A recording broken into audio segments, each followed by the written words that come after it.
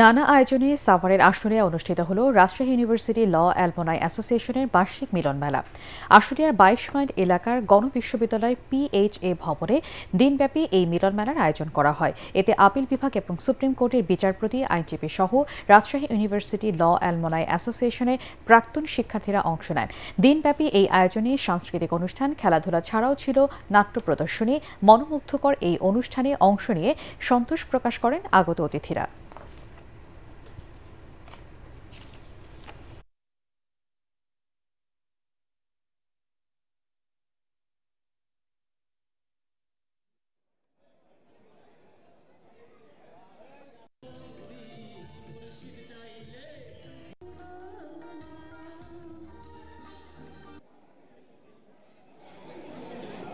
Attorney office দিয়ে তো সবাই আসতে পারবে না, কিন্তু যারা যারা সেখানে ট্রেনিং নিচ্ছে, ট্রেনিং আসছে, তাদেরকে একটা মনিটরিং ব্যবস্থা করা দরকার।